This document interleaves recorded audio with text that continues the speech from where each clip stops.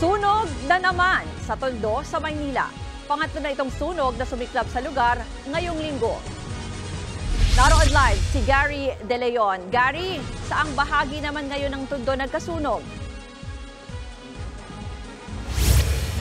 Ruth, nandito ako sa Gate 52 ng Parola Compound dito sa Manila, kung saan nga naganap yung sunog kanina mag-aalas 11 ng umaga. No? Habang abala yung mga kababayan natin na maganda ng kanilang pananghalian, ay nagkaroon nga ng malaking sunog dito sa lugar.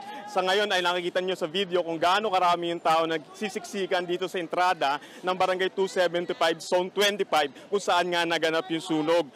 Agad kumalat ang apoy dahil gawa sa light material sa mga bahay, hindi rin nakatulong ang masisikip na iskinita, lalong nagpahirap sa mga bumbero para apulihin ngayong apoy. Ang iba man nagkukumahog, magakot ng gamit. Wala naman nang nagawang iba kundi panoorin na lang ang mga nasusunog nilang bahay. Ayon sa Bureau of Fire Protection, sa second floor sa isang bahay nagsimula ang sunog.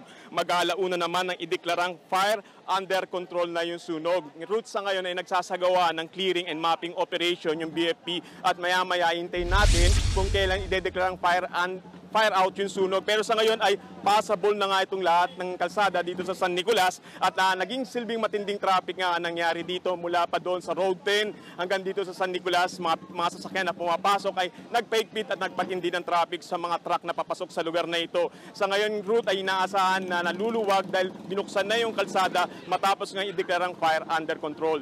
Ruth. Gary, may datos na ba kung ilang pamilya ang apektado ng sunog dyan sa Parola?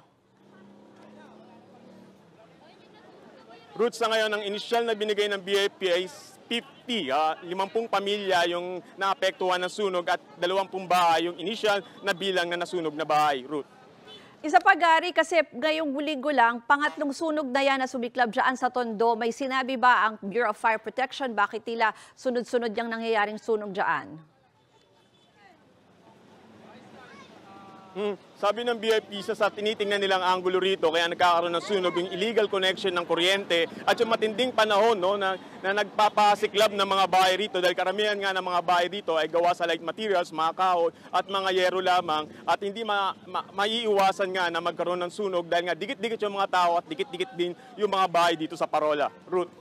Kaya nga dapat mas maging maingat pa ang ating mga kapatid. Maraming salamat sa iyo, Gary De Leon.